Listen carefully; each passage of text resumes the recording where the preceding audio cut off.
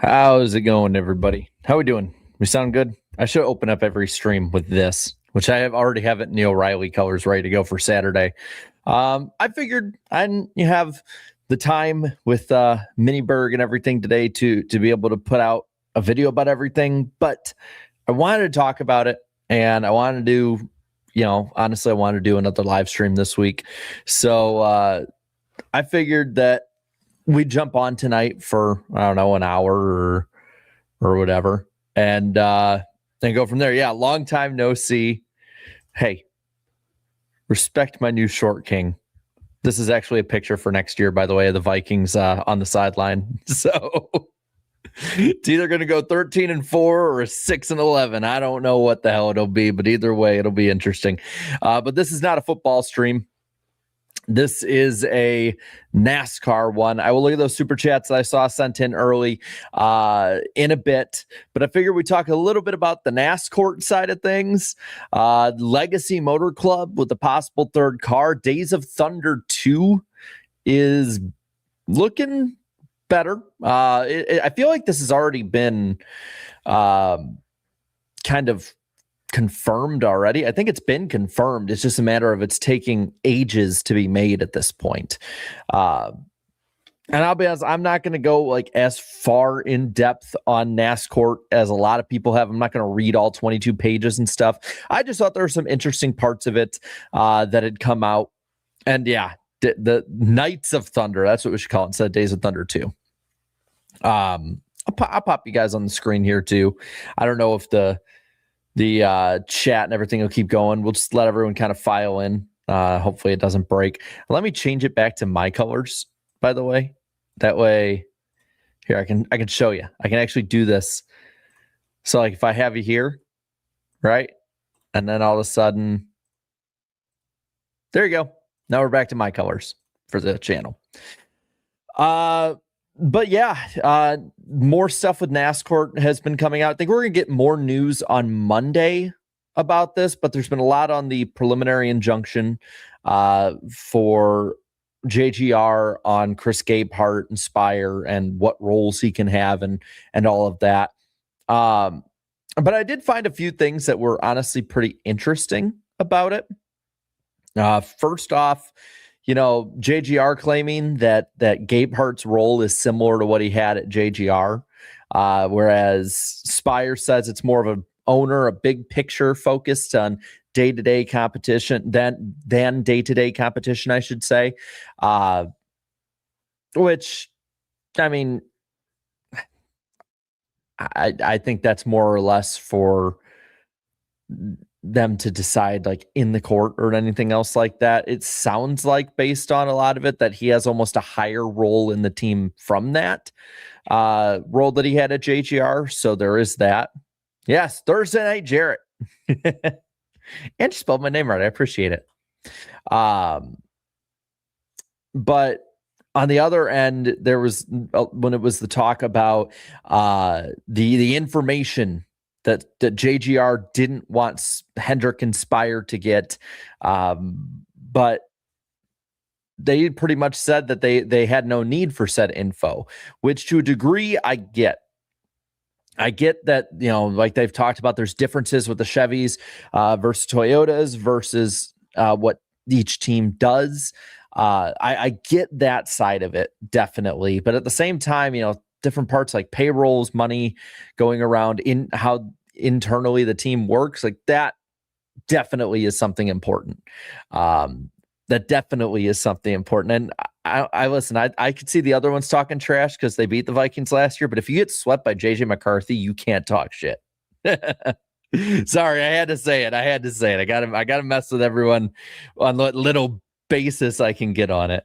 But nah, I've seen you before. Y'all cool. Anyway, with that though, I feel the whole thing I get from this is more or less of just a pissing match than anything. And I still like the talk about the lunch that Dickerson and Gabehart had that was like right near the Toyota and JGR side of things. And all of that. And I'm glad you're a good sport, by the way. Glad you're a good sport. like that kind of stuff. I feel like, and granted, after the hire, obviously it was proven this is probably leading to it, but this kind of stuff happens in the industry a lot. Like the stuff about Gabehart's wife being on a Spire plane. There have been so many stories we've seen in the NASCAR industry of drivers or families or team members flying on different team and drivers' planes. I mean, there was like talk about that back in the 90s, 2000s, 2010s. So that's something kind of normal in the industry. Another part of it I found interesting was Spire accusing JGR of trying to lure other teams' sponsors away, even a Spire sponsor, when talking about, working on certain things internally that they could get information on, and saying how and to be fair, everybody does this in this industry. Spire does it. I guarantee you Hendrick has done it. I guarantee you Penske's done it. We've seen sponsors from other teams go to different teams over different seasons on different deals. A lot of times the new team will try and cut the deal where they have to pay less. I mean, look at King's Hawaiian with JGR and RFK in the back and forth 1 year to the next on that one. I've even seen some people in the industry accusing JGR of that being the strategy of just poaching sponsors from smaller teams. It's just the name of the game as much as it kind of sucks, to be honest, on that side of it. Spire also talked about a trade almost of letting car chief Robert Smith go. At least think that. See, I see that, and I think Vikings running back to Ty Gibbs and his team, with that understanding that they would get somebody from the competition side of things from JGR, and if the trade had not worked out, Spire would get $100,000. Neither happened. If there was some kind of legal document on that, I could see that being a big sticking point to be held up. Totally could see that. If it was just I guess some handshake deals can be, that as I hit my mic, handshake deals can sometimes be seen as legal.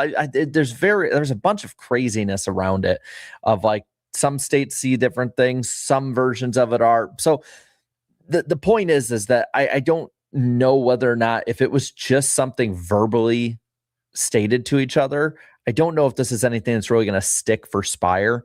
On this side of it, I saw, where's she at? The lawyer that was on with Gluck and Bianchi during the 2311 front row NASCAR trial had brought a little bit of I can't find her tweet, but she had kind of brought up a lot of it as almost kind of grandstanding as well, and trying to get the court of public opinion on each side, especially with the JGR stuff. Denny Hamlin responded to it as well. I still, and granted, we said this, and it ended up being true once they got to trial with that one, but I kind of still hold to the side of it that I still think this gets settled before they go to trial. I don't know how, I don't know in which way. A lot of the Spire side of it was saying that Gabehart was not being paid at this point, was not an employee when he went over and after the season and all of that. So there's that side of it as well, that like, does JGR have even the right to go after him in this way? That they stopped paying Gabehart. That Dickerson and Gabehart had known each other too. So even if it wasn't a business, it couldn't have been, possibly a business dinner or lunch or whatever is kind of what they're alleging, is like, how can you prove it? Things. It very much feels like a he said, she said. I like this too. No offense to the car chief, but is he as smart as Gabehart seems to be? Seems like a lopsided trade. I'll be honest with that side of it as well. If that is the trade, I'm A-okay with trades in NASCAR. We've seen it, in function happen with race teams before, like the 51 having Regan Smith for Phoenix Racing step in, and in turn the 78 got Kurt Busch. This at the end of 2012. Then that led into 2013. So like this has happened kind of in function before, but there's no real like I can't really remember very many, I should say, times that there's been like, whoa, that this was a legit trade that that teams have done with each other. Now, again, you guys will probably have a million of them that'll prove me wrong on that side of it. We'll talk about the third legacy car in a bit. Don't worry about that. So save that question, put it back in a moment. We will talk about that in a moment. I do want to talk a little bit more on the NASCAR thing because, and I'm going to have to move you guys out of the way for this one. I don't know if he's in here yet, but props to Denny Delivers making it in. I don't know if he's in here tonight or if he'll jump in, but I know he's been in my chat a lot. Denny Delivers made it into the files of it. He made it into the Gabe Hart files, if you will, with their post. And it was about what bro could not handle Ty Gibbs anymore. Underneath a Jenna Fryer tweet about Chris Gabehart leaving JGR. And Denny having no comment on it. And this was during that lawsuit. Congrats, man. I don't know. He probably won't see this, if because this is such an impromptu stream in it. But I know he's been in here before. The funny part is they did not have to add his side of it. Yeah, Denny Delivers goes to court. I love it, man. I love when just random people we all recognize from the community just pop up and everybody sees them. Like that's always just so fun and interesting to me. But I have a feeling this is partially talking about his dissatisfaction with the way that he felt Ty Gibbs, the 54 team in general, the almost preferential treatment that has been accused and talked about with him. Yeah, maybe we'll call it the Spire files. That goes off the tongue better. But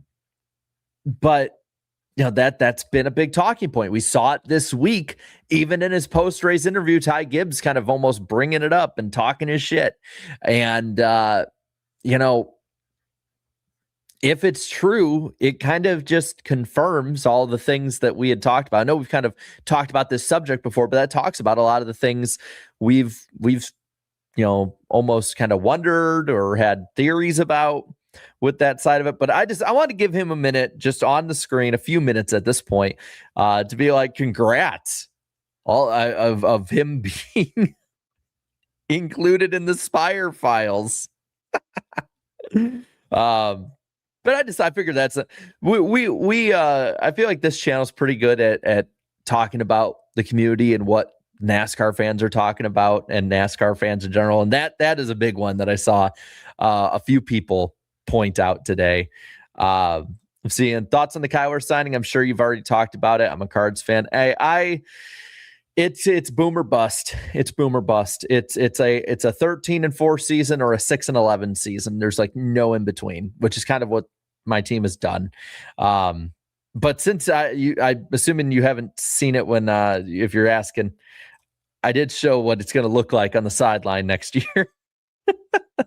I know people found this one pretty funny. But no, I mean, I'm interested to see how far each side takes this because, while I do think JGR has some really decent points and Spire does as well, I think there's a lot of holes in both sides' arguments at this point. To me, I feel like I think that JGR has some grounds of being like, of showing stuff that's pretty fishy. The private investigator was probably hired because they kind of knew, but they just needed the proof to file the lawsuit. But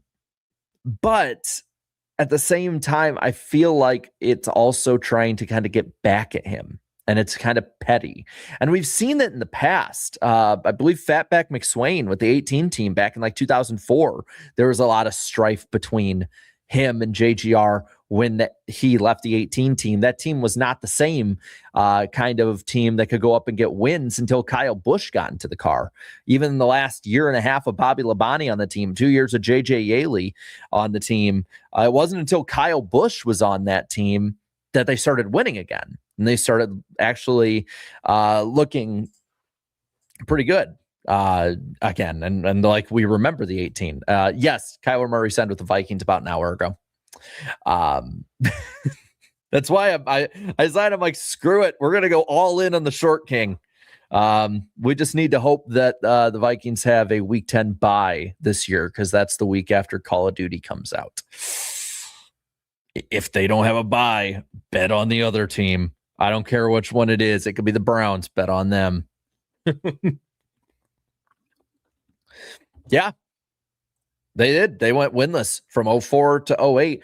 But the first half of 2004, that 18 team was not bad. They were close. I think Darlington, they finished second to Jimmy Johnson that year. But it just proof again that talented people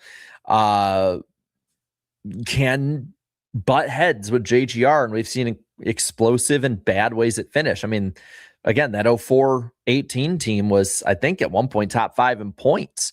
Lower half of the top 5. I don't think they were hitting the marks that like Gordon Jr. and Jimmy were, but like that kind of 4th to 8th range, and they collapsed, over the rest of the regular season to that point. So, I want to see how far that each side is willing to push this far in. Let's go to the second kind of big talking point news of the day. Jimmy Johnson on Sirius XM NASCAR radio says, without question, we will have a third car on the grid next year. And we kind of knew it already. So there's a few questions I have on this one as well, because we're going to find out stuff as the year goes on. There's silly season on top of all of that we'll find all of this out. But first off, I mean, this is one that doesn't mess with the racing at all, but do you think they get, why for yes and for no, do you think they get the 44 from NY Racing? So they get it 42, 43, 44? Because 41 is taken, and I think they probably will, because Jimmy's talked about still racing in the 500. I'm assuming as a 4th legacy car, and so I'm assuming that would be the 84, unless they do a different one. Maybe they make the 84 of the team. So it's kind of, I think they use 40. I mean, probably work with JRM on that one, but I mean, maybe JRM gets like the 83, kind of like they had early on in their days. I wouldn't be surprised if it's 44. Honestly, I don't think NY Racing is going to be necessarily that. I wouldn't think they'd be that attached to the number. They run like 3 races a year, and that includes the Daytona 500 if they make it. I don't see why they wouldn't need, why they wouldn't change the number. But that's not really the important part. I think the important part is to ask who is going to be the driver of that car next year. And there were 2 names that popped up before, and there's others that have floated around, but one of them was Jesse Love. He'd been talked about as being a possibility to jump up into that legacy car. They'd kind of work some things out with that. The other side of it, and another driver who had been rumored because of the sponsorship he brings, is Riley Herbst. Riley Herbst more than likely not going to be in that third 2311 car that nobody knows exists next year. But he could bring the sponsorship to a third legacy car, and they wouldn't have to worry about that side of it. I'm trying my hardest to be like, yeah, Jesse Love, that's a smart move. But I feel like it's going to be Riley Herbst. Like I just, the money trumps all on that side of it. And I don't know what sponsors Jesse Love would bring, because the majority of his are already RCR affiliated and branded sponsorships. And with Riley Herbst, you would at least have the benefit, even if he didn't run well, of still having some Cup experience, I guess, on top of that. So you're not really starting from scratch on a rookie, which I know Jesse Love has a few races under his belt.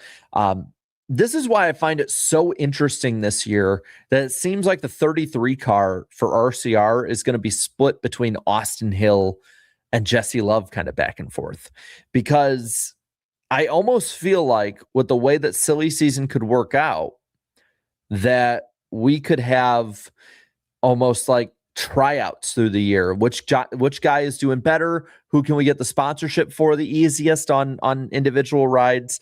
I'll poll you guys on it. I'm going to put a poll up in here. Where's that? Start a poll. Yeah, that'd be what I want. So I'll just I'll put in here third Legacy Motor Club car, and I'll put in Herbst and Love. Which one do you think gets that? Now, one do you want? What one do you think gets that car? Because I feel like unless there is like a public declaration of like Love is the front runner, the money talks in Cup. I get that there's been a few changes thanks to the lawsuit, and those will go even more into effect in 2027.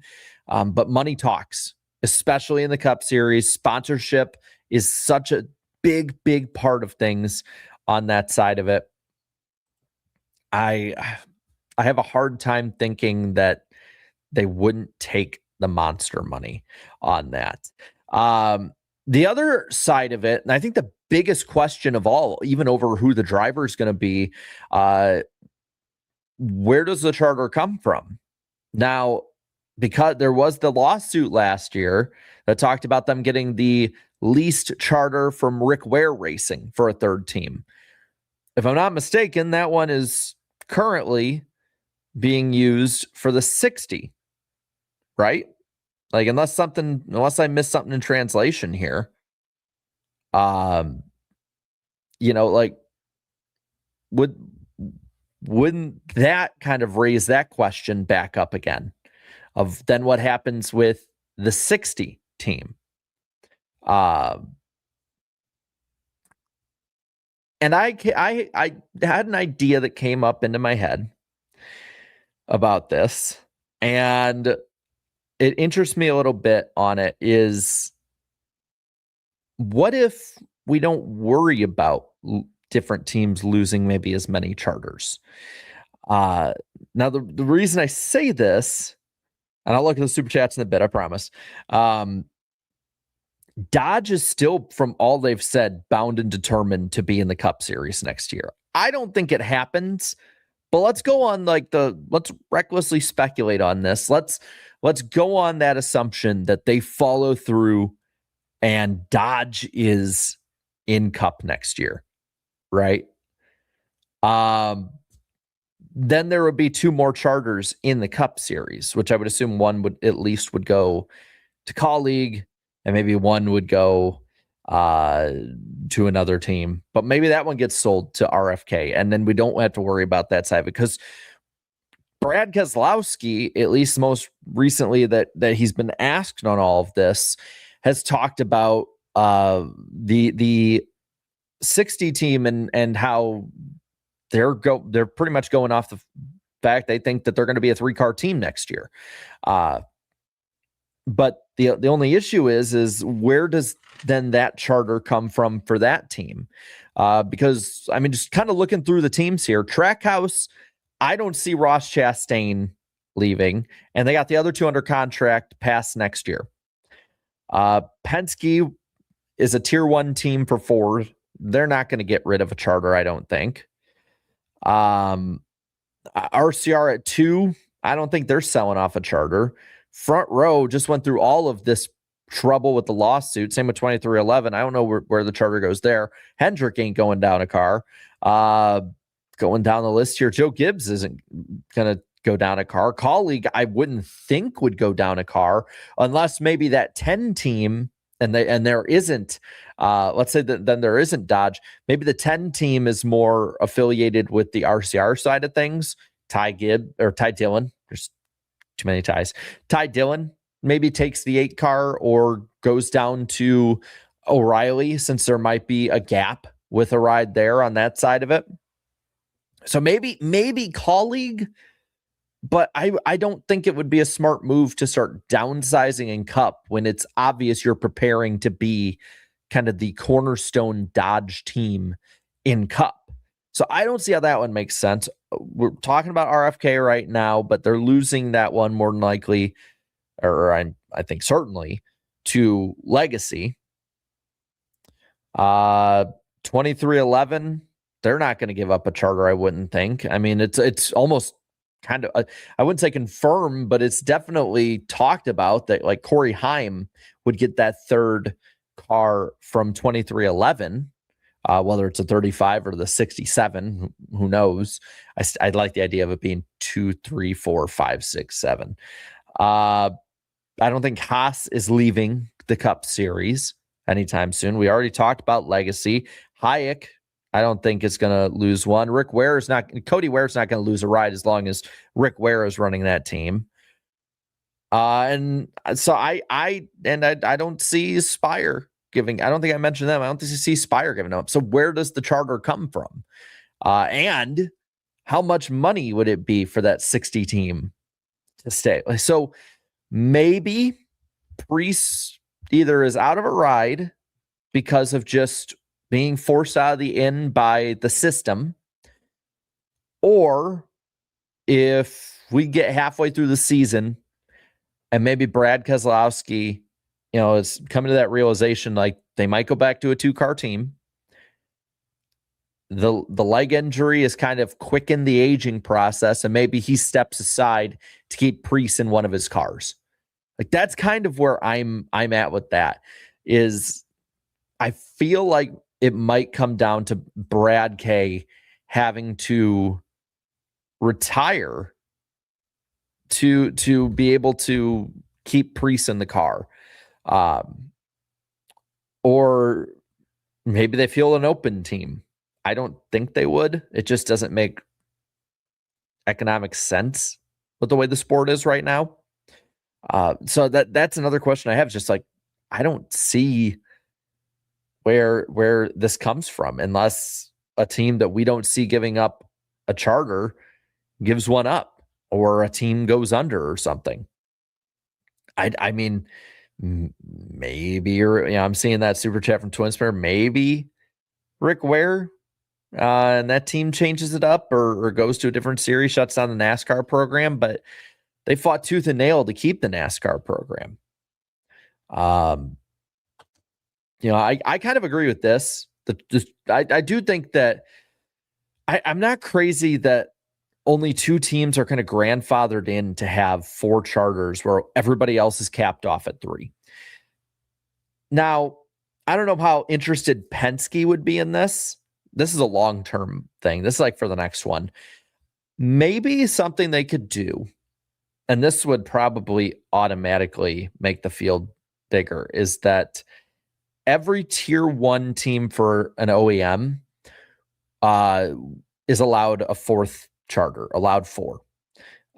Maybe that could be something down the line that happens. So like if Penske has, well, they can't, let's see, that they wanted the 32 car or the 02, maybe they do that. Maybe down the line, if Colleague is the premier team for Dodge, they have the 10, the 16, the 31, and the 13. Maybe that could be something. I think that could be a way to make it fair for each OEM that you will have a super team. I don't like basically Hendrick and Gibbs getting favoritism written into the deal, because we all know for every car you add on, that is more information, especially with less practice time. That is more information that you're going to gather from each of those teams. And in turn, each OEM will get from each team. So like automatically to me, that puts Ford at a disadvantage from Toyota and Chevrolet. And now Dodge would be at a disadvantage. So I'm cool with this. But if Dodge comes in, we more than likely are going to go up to 38 charters. To me, my idea is this: we go up to 38 charters for that one, because they pretty much left it that they'll go up to for each OEM. So you go up to 38 charters instead of 4 open entries. Let's just do 5. And then if we go 2 more up with, like, I don't know, Honda or somebody else that jumps in down the line, go up to 40 and then have 3 open entries. And that way we can just keep it at 43 car fields. And then we'll just adjust the point system as is. Every position, like from 38th on up, we'll go up by a point. And then add the, however many points for wins, something like that. That's where I'd be cool with. Like, NASCAR feels right at 43. I know it hasn't always been that way. And it wouldn't always be that way. We'd probably get more often than not 38 to 40 car fields, but larger fields to me help the competition. You get more cars in there that can ascend back and forth. You get more, the open entries now are good, honestly. When you look at the open entries or possible open entries kind of like through this year into next, you got the Rick Ware car with Corey LaJoie at the super speedways, which we've seen compete. I know people don't like either side of that for a lot. A possible colleague entry, Richard Childress Racing, JR Motorsports. You have a few of them like NY Racing, Garage 66, and Live Fast that aren't the greatest. 2311, I would assume, would still probably keep another entry just in case they brought somebody in. Like, I know at one point, I think they had like Juan Pablo Montoya, and other people come in that are from other sides of it, kind of like Trackhouse's Project 91, which I think has been shelved for the time being. Legacy would probably have one for Jimmy, and then maybe somebody else that could jump in at different points. But point of what I'm saying is these open entries are not like the go or go homers back in the day, in the sense that they suck and that they're going to be really slow more often than not. Yeah, Garage 66 and NY Racing are going to be off the pace a lot. But BJ McLeod and Live Fast generally can keep up with the slower cars in the open side of things. I know Spire has been pretty open in the past to possibly having an open entry at one point or another. Tricon, if MTJ ever wants to come back, they'll probably have full Toyota support. So I think it's such a big question to me, is just where do these charters come from? And maybe we'll see a blockbuster move. This could be, whether it's RFK or maybe a leased charter or whatever, we could totally see in silly season this year the evolution of how much a charter will be worth.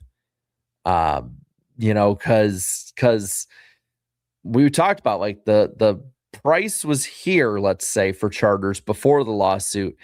It could be up here, it could be up here, it could be off the screen for all we know at this point.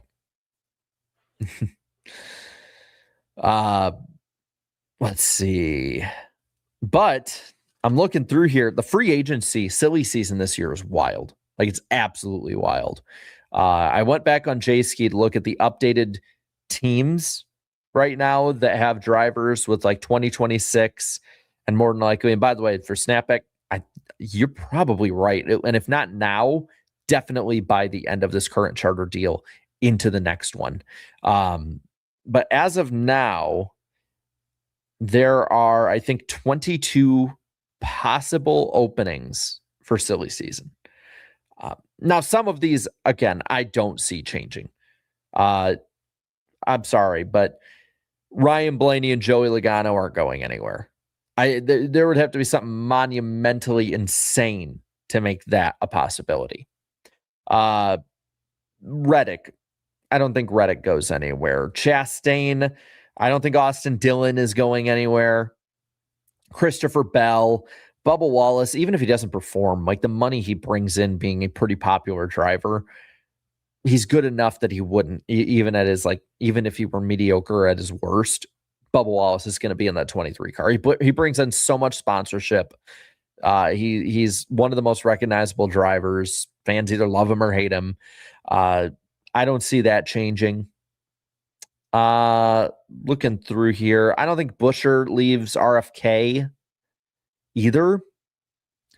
And I don't think Cindric leaves the 2 car. So we've already whittled it down a little bit here. So we got the 4, the 7, the 8, the 10, the 21, 34, 35, 41, 42, 43, which is interesting with the third charter talk with Legacy, 47, 48, 60, 71. And the 60 would end up being that Legacy car. So that leaves the question there too.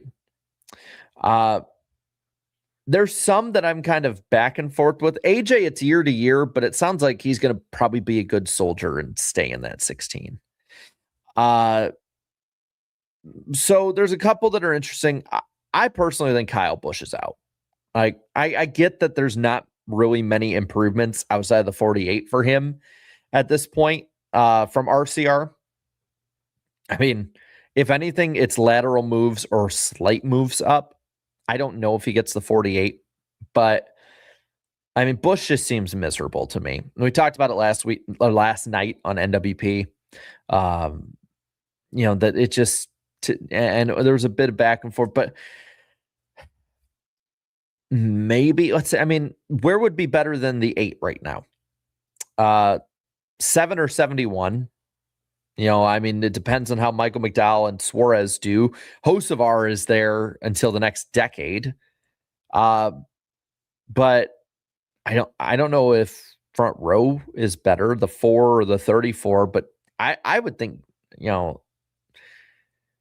the thing with front row is the sponsorship is there. Like the sponsorship is there.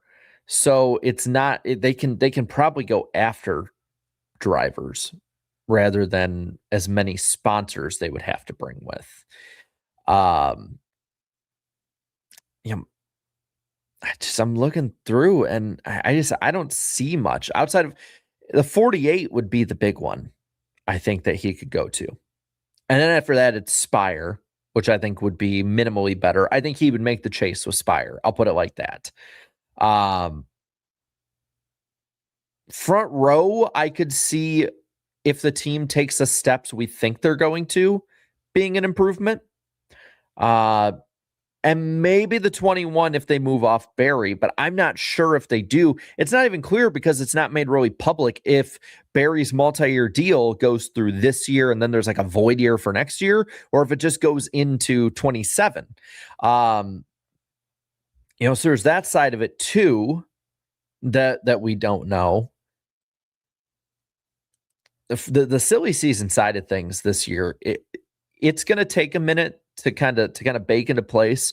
Again, I think we're going to see extensions before we see free agency signings for the most part. I think we're going to see, extensions for the Austins.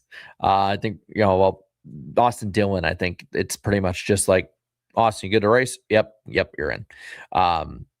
Cindric though, because his dad, I think, is back with working with Penske again. Not the NASCAR side, but still, I don't see that boat being rocked very much. But I see Chastain, Blaney, Busher, Bell, Bubba, Logano, Reddick. Like those are extensions that are just need details at this point. So I wouldn't be surprised if silly season really starts getting into stride around the 600. We get to the 600, and then the entire summer is just a slew. Every week, I feel like there's going to be a new signing at this point. I would say this. I would like to see what Kyle Busch could do in the 2 car of the 48. But at the same time, he's going to be another year older. He ain't doing very well right now. I think that's probably more car than driver. But you got to remember, he wasn't exactly setting the world on fire with Joe Gibbs Racing, especially with lack of practice too. So that, that could make teams tepid. Who knows what Hendrick does with Alex Bowman? And if Alex Bowman's healthy and he does well, and if he's not back in the 48, I could see Alex Bowman being possibly the most, chased after free agent. Yeah, and I think this is more Busch lacking practice. I think he excelled with the way that NASCAR used to do things rather than, I don't think Busch just turned into a bad driver. But on the other end, with Alex Bowman, I mean, we don't even know if, we don't even know at this time really any details. It could be he's back at Darlington. It could be he's done for the year. It could be he's like the next Steve Park at this point. And, I'm not going to speculate on his health necessarily, but I do think that talking about the free agency side of it, talking about the business side of it, it's a business whether he's in it or not. And that goes for any driver. I mean, even Dale Jr., like the sport moved on without him. And the sport, and the sport's going to move fast. This is a fast moving industry. It's a fast moving job market. Maybe that third 2311 car could be an option, I guess, for Kyle Busch, but I feel like Corey Heim is the odds on favorite for that one. I don't see why Corey Heim wouldn't get that ride, especially if Riley Herbst was out of it. Heim has been more than ready for years now for a Cup Series ride. Every time he's in the Cup Series, he generally ends up being decent to good. Top 15s, top 10s, runs top 5 at different points. How'd Park's career end? I mean, it's injuries piled up and he was never the same. He got to have some time back like around 2010, 2011 in trucks. I think he had a start or two in Cup. I think he almost got a top 10 at Daytona in 2010. But Steve Park was a promising driver and the injuries piled up and it was unlucky and it's not fair. I feel for Alex Bowman and Alex Bowman's fans. Like as a Dale Jr. fan, I know what it's like when you don't know what the future of your driver is going to be. It sucks. Like there's just no other way around it because it's all, anytime you talk about your driver or anytime you look something up about him, it's going to be about this. It's going to be about speculating about their job. The meme with Alex Bowman is somebody else in the 48 next year, like Jocko Flacco being the 48 next year or, Ja Rule or whoever. So it sucks. I feel for you.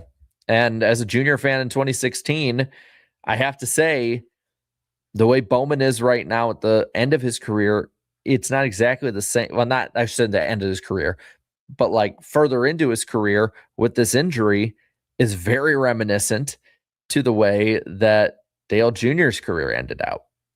And he's missed races in 3 of the last 5 seasons.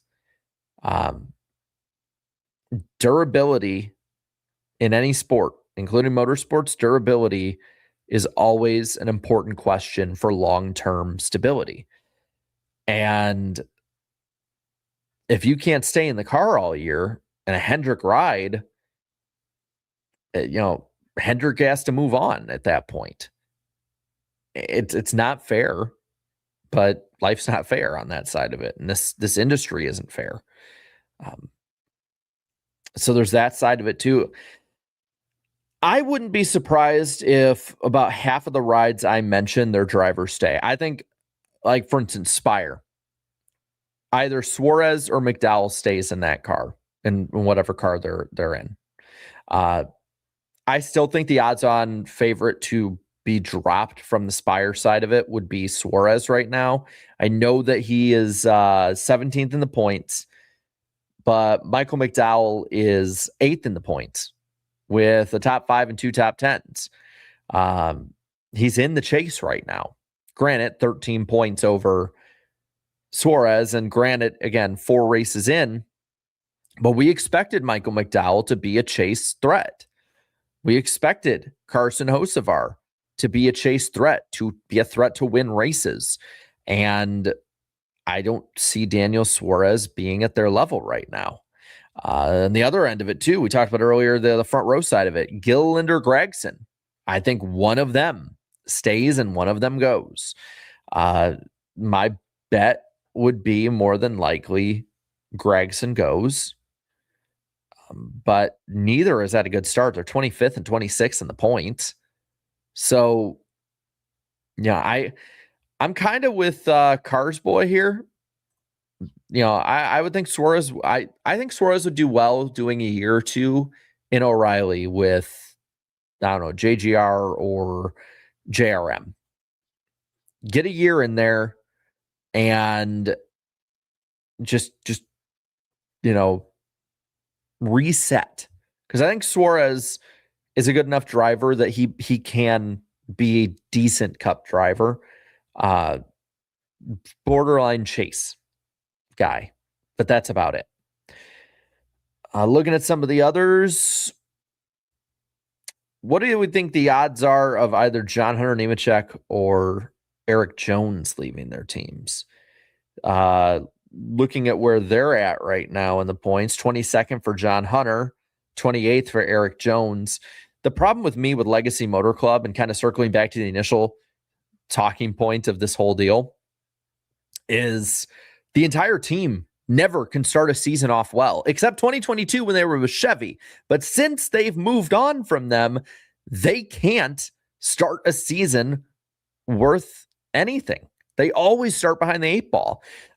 We'd gotten some info on that before, that a lot of it is they didn't get the information the other Toyota teams get, so they have to build from earlier in the season and then build up. They get better as the year goes on because of that. I mean, I'm seeing a lot of you guys saying both would stay, and I feel like that would be the smart move, especially bringing on that third car. I feel like they would.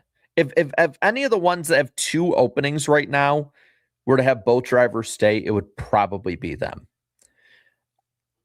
My question with them is, do they stay where they're at right now, or do they go to Dodge? If Dodge is gung-ho on this, do they go over there? Do they try their luck, try to be that number 1 team, or one of the top teams, rather than just an afterthought? I wouldn't be surprised on that either.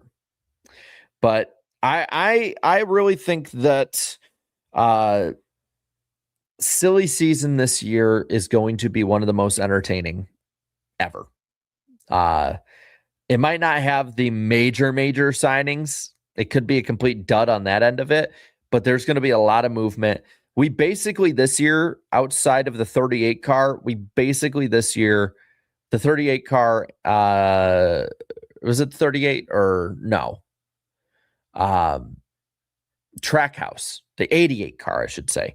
Other than the 88 car and Zillage, it's almost the same as last year, which is uncanny. I should say, I don't know why I was thinking 38. I meant 88. I don't know where 38 was coming from in my head. It's just, I think it's going to be a big topsy-turvy kind of thing of that. I see sad Zillage fan noises. I wouldn't be too worried just yet. I would not be worried just yet on the Zillage side of things. I know that there's like this weird thing I've seen online of people like already labeling him a bust after 7 starts he's made in his Cup career. 4 are this year. I'm gonna give him a bit of time personally before I start judging where he's at, just because it's such a different jump from O'Reilly to Cup Series at this point. The cars are nothing alike. The teams are nothing alike. The competition is nothing alike. And I think that Zillage, he's 34th in the points at this stage of the season. I feel like that's kind of misleading to the speed that team has had. A lot of bad luck is what that team has had this year. So before we go on to the next point, I want to get a few of the super chats. There were some that were put before we went live. Joshua Boston here with a 10 saying, yep, I think it's safe to assume that JGR has become less and less popular because of their antics. Why have a competition director if you're not willing to accommodate him appropriately? That's a good question. Bailey with a couple saying JGR complaining about sponsor stealing as if that's not been a thing for ages. Trackhouse literally has Busch Beer, a longtime sponsor from SHR. That's another one. That's another good example on that side of it. Joshua Boston also saying, now I do like the drivers at JGR, Bell, Briscoe, and to an extent Hamlin, but overall Gibbs team, the overall Gibbs team, because of their antics, no way, nepotism, and playing favorites leads to disaster. I mean, I can't disagree with that. And you also said that your parents have been ill this week, that your dad's in the hospital after passing out twice due to dehydration. Whatever bug he got Sunday passed to your mom. Thoughts and prayers, please. Yeah, I wishing the absolute best for you. And I know that we all in the chat are as well. Hoping for a safe and quick recovery. But prayers to your family. And I hope it all ends up pretty good. Let's see. Can we have a paint scheme segment here and for here and on NWP? I mean, I wouldn't want to do it impromptu, just because I don't have anything prepared, but maybe some point. Maybe that's definitely something I think either early in the year or at the end of the year we should do for sure. I think that'd be a lot of fun. Big question is what happens with RK's third car, since that's the charter they're leasing right now. Yeah, that's the big talking point we had too. Also, congrats on your new franchise quarterback. Bunch of Call of Duty donations coming to Minnesota. So say, man, you better if you're like, I know your Lions are playing the Vikings. You better hope it's week 10 because that's right after Call of Duty comes out. I am betting against my team week 10. I hope we have a bye that week. I think Kyler hopes we have a bye that week too. If sponsors got figured out, Bowman could be a good fit for the third legacy car if he gets cut from HMS. Yeah, I mean, I think Bowman is a much better driver than people give him credit for. Do I think he's, the caliber of his three teammates? No, not at all. But I think he's a good enough driver that if Legacy can just get their shit together, he'd probably be the best driver up there. Or he'd be at least even with Eric Jones. If he went to Spire, for instance, I think that he could still make the playoffs. But it's just right now, because of the health question, everything to me is in question with him. RFK probably merges with either RWR or Hayek. That would be a smart play. It just, to me, there's no disrespect to Legacy. I hope they build it up, but I would hate if we had to lose a more competitive team. Like the best case scenario would be a merge with 51 because the Legacy team would be better than the 51 and we'd keep the 60 team basically. But we don't know what the hell Hayek is doing with that side of it. I know there was like certain rumors before, but then they have died down. So I don't know about that, but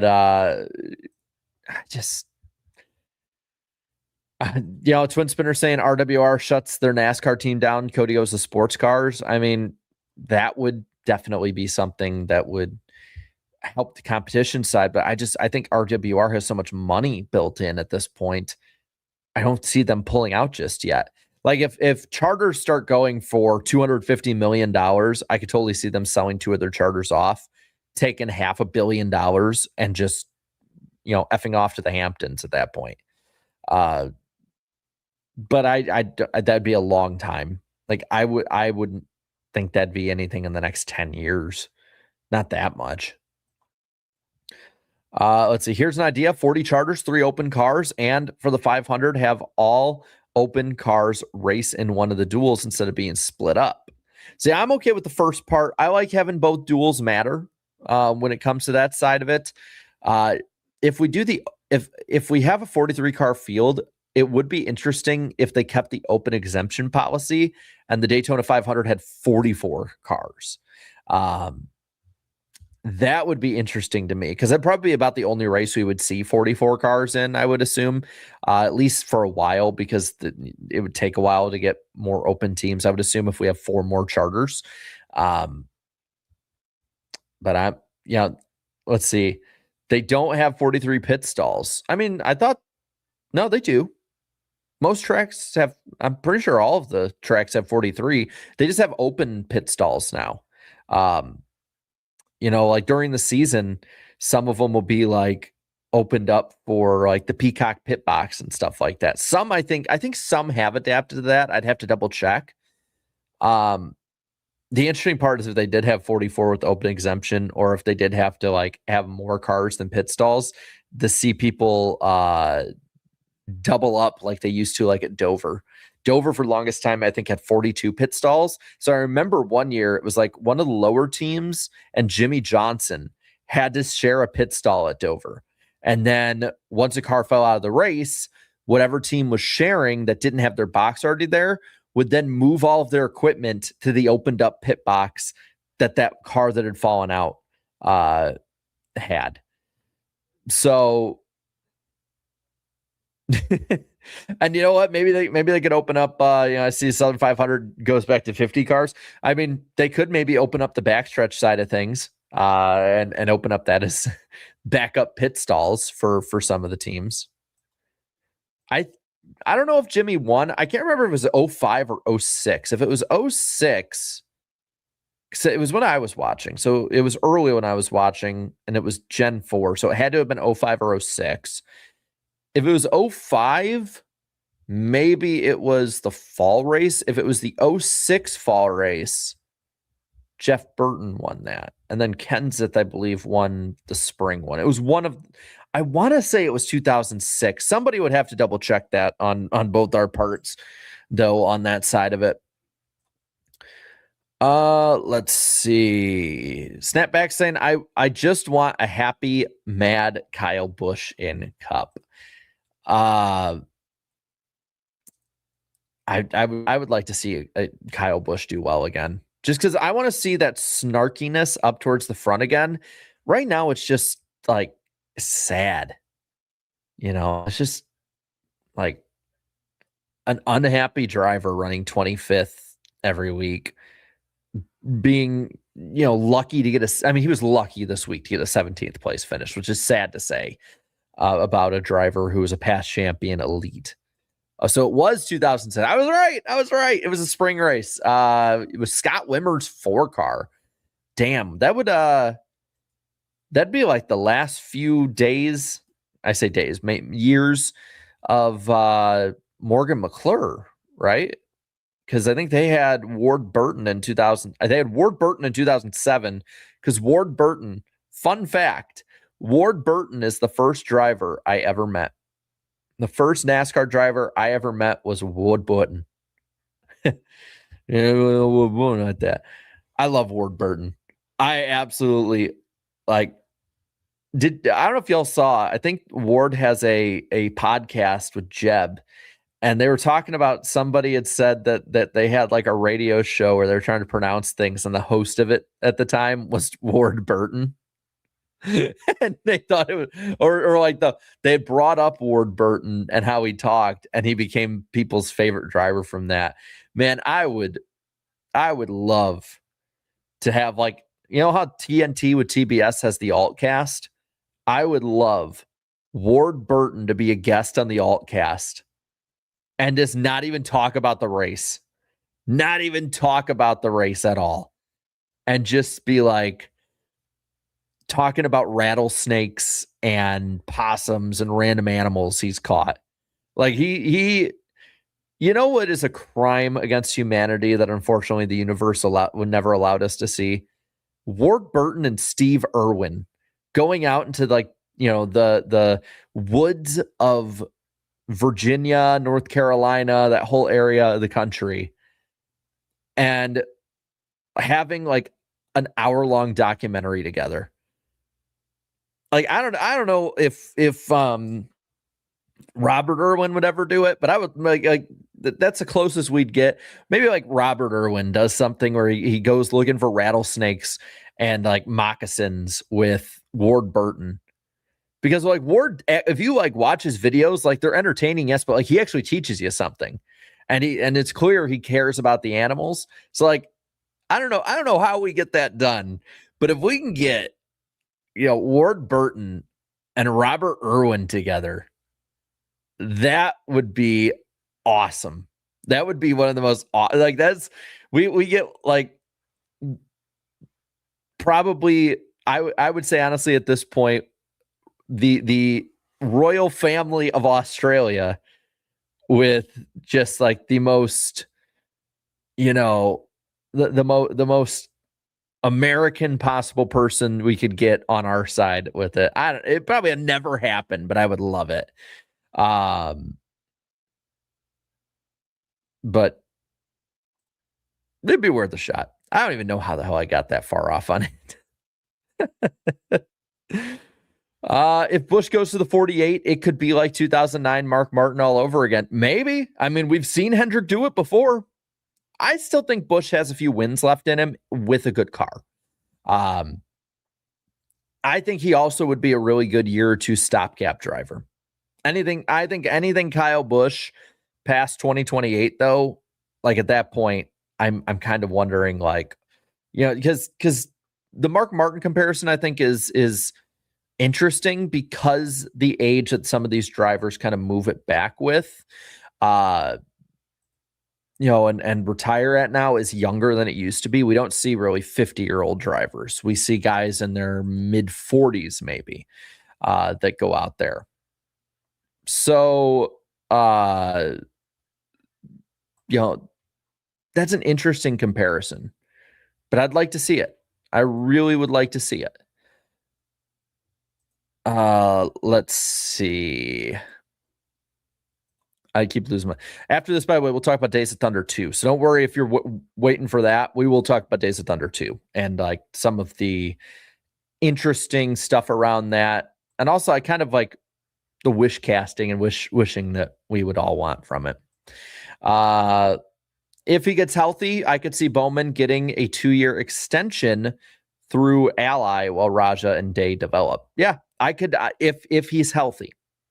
But that's the question. We don't know where he's at right now.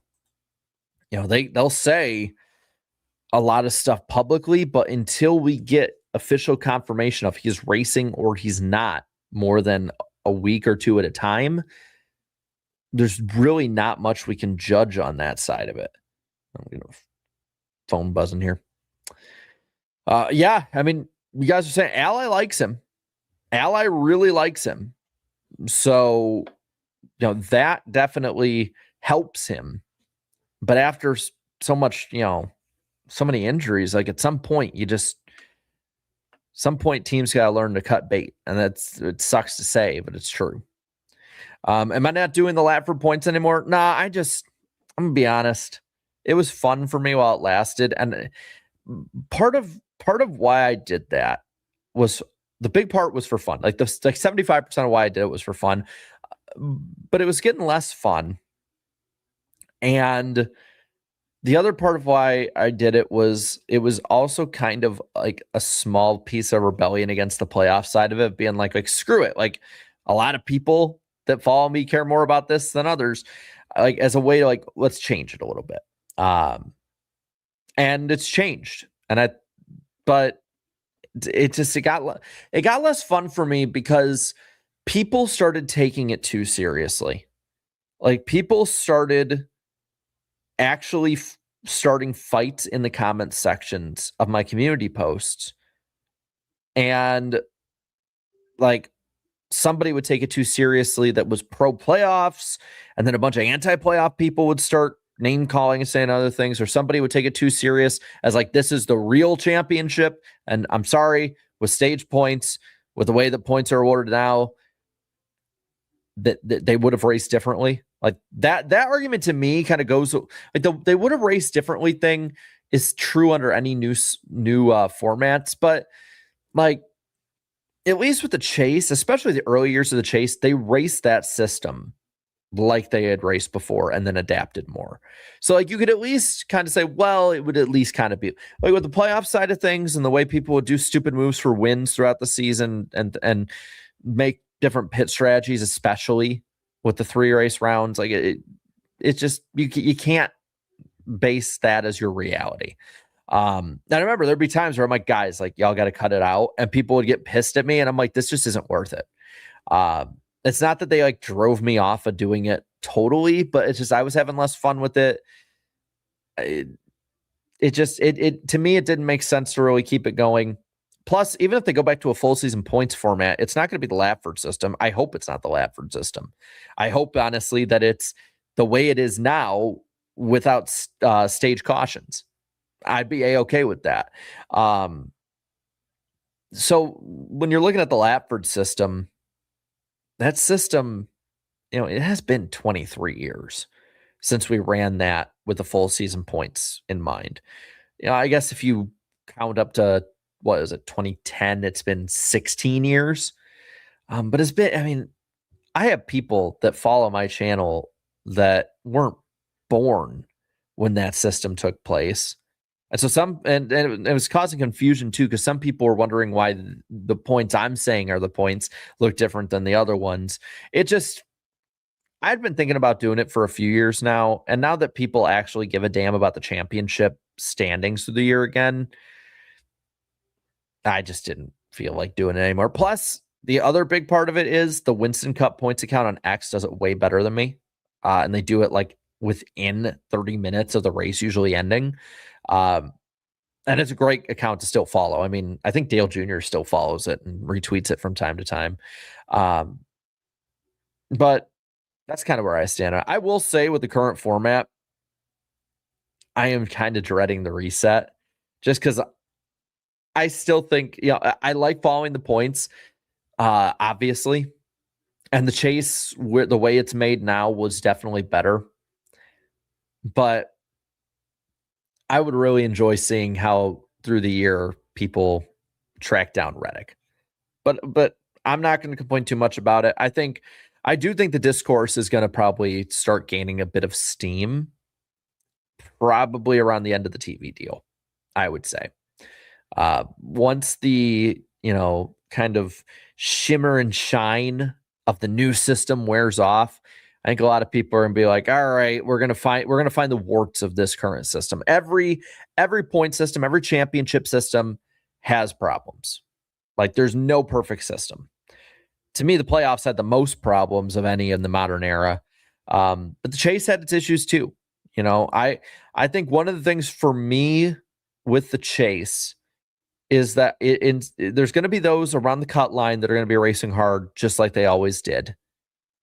And there's always going to be those up front that are going to be racing hard now for the regular season title, especially if it's close. But then there's going to be that middle group that when you had 10 to 12 drivers really wasn't there. The thing with the old chase is there were so few drivers that this wasn't an issue for them, but the higher end drivers, because there was not an incentive to be higher in points, as long as you got enough wins to get bonus points, especially, is that the higher end ones, Jimmy Johnson's team, I wouldn't say sandbagged, but they tested and they were ready for the chase. Well, now, granted, the points reset puts them further behind.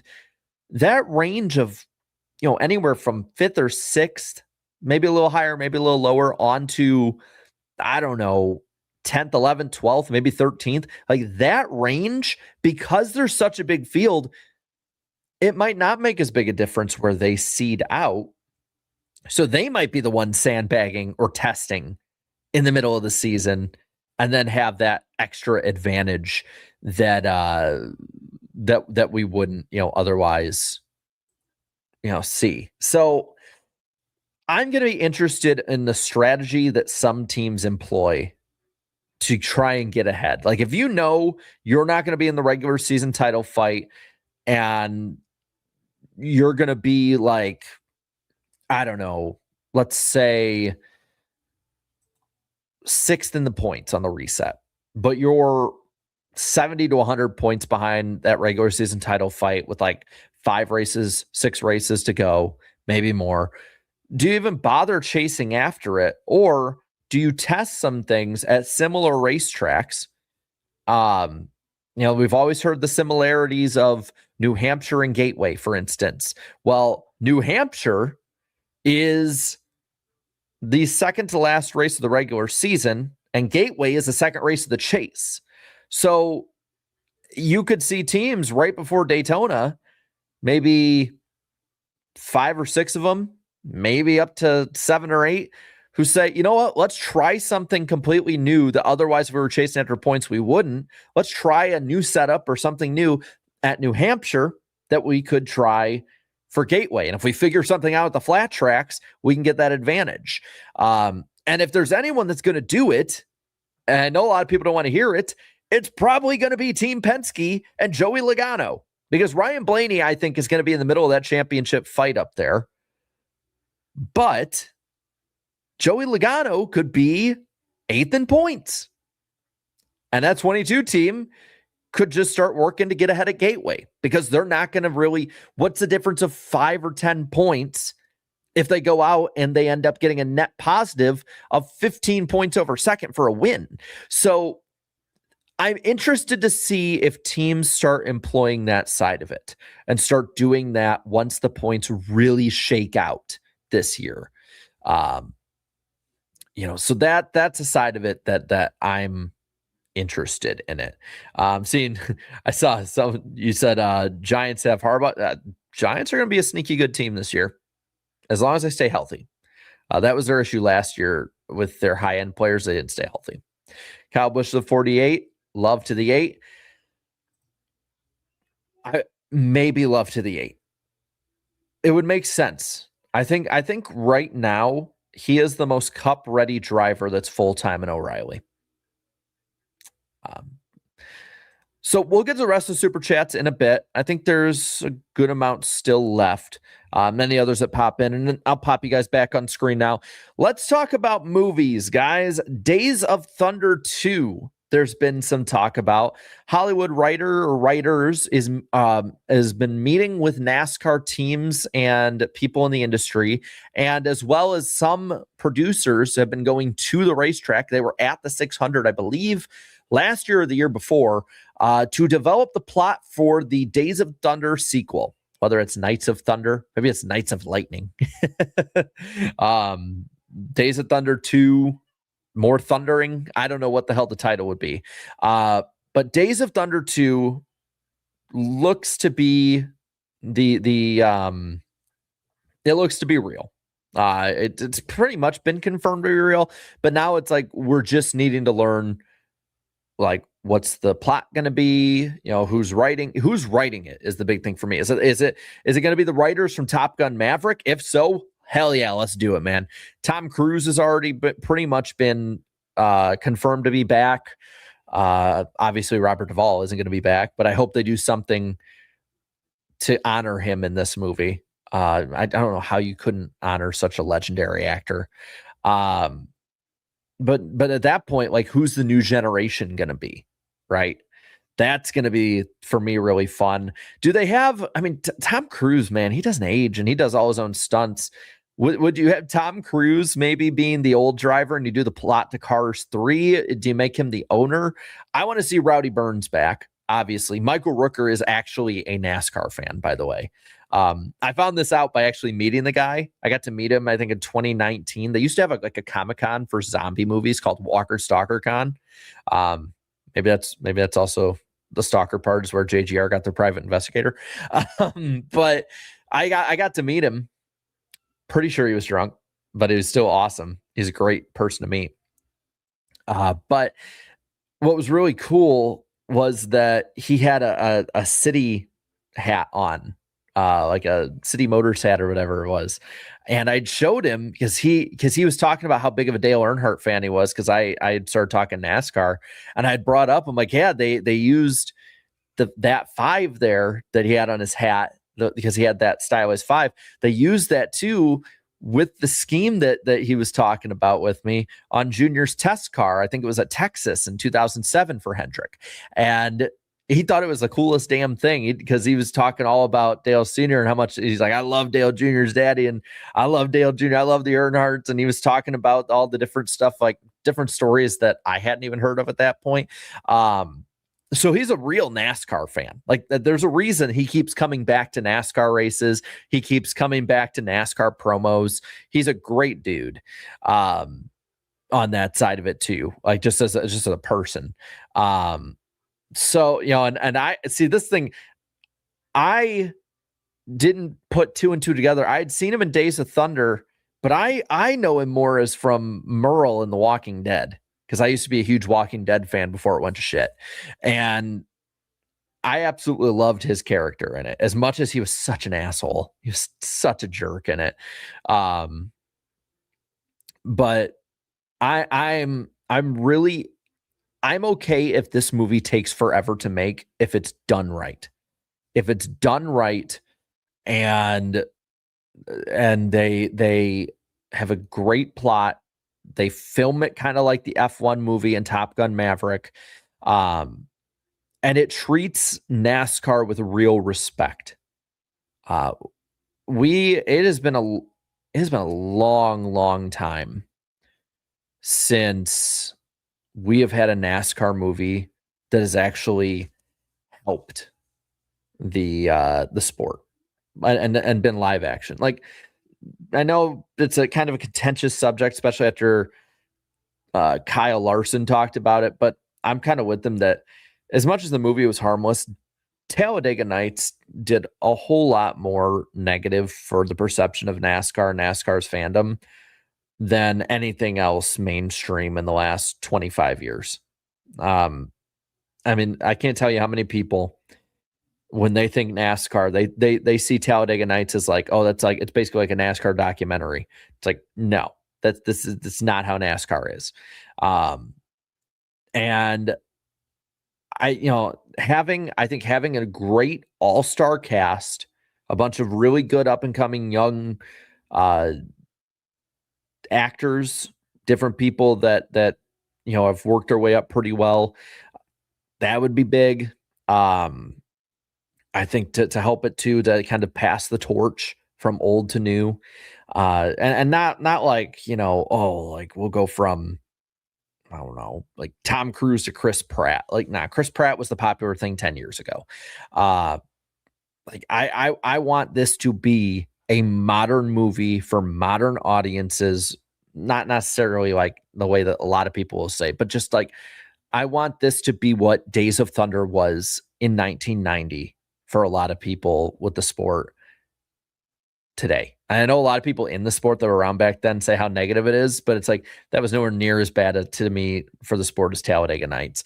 I'm excited for it. I'm really excited for it because I think it'll be taken more seriously and have more serious tone, but a fun tone still than the original did. I mean, if they're still getting a plot together, not even writing it yet, I mean, it's probably going to come out somewhere around 40 years after the original. And at that point, I mean, how much has changed in 40 years? I know a lot of people here. Now, I will say, here's what's probably going to happen whenever the trailer comes out, is you're going to have a lot of people, especially with the people from Top Gun Maverick,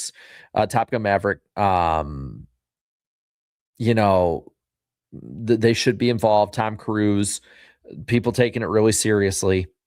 There's probably going to be a lot of people that are like, oh, I'm interested because of that. But I wouldn't be surprised if a lot of discourse is like, all right, we've completely ran out of sequel ideas because Days of Thunder, because it's not as popular a movie outside of the sport as it is for people that have been in the sport, or like are fans of the sport.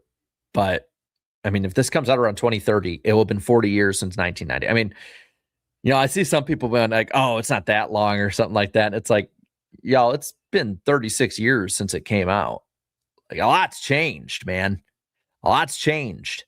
And that, full throttle. That's true. Days of Thunder is free on YouTube. At least last time I checked, it's free on YouTube. So that could be something if you guys have nothing to do tonight or tomorrow. If you want to see what I guess all the hype is about, there you go. But I think when it comes to the big talking points, I don't know if there's any other news that's happened recently, but if not, I'm double checking and seeing if there's been any other news. Okay, it is still free. Awesome. I thought it was, but I just wanted to be sure. Let's see. I don't see if there's been any other big news, so we can probably finish out in the super chats from here.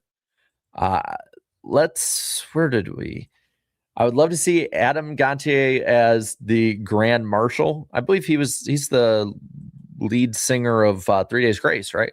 Or at least the original. Oh,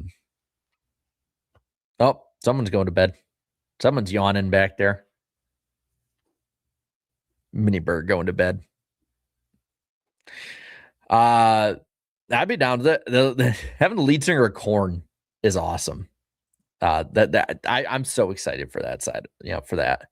Gonna miss you doing the Lafford system because I laugh at people claiming all the champs since 2014 is illegitimate because they wouldn't have won under that system.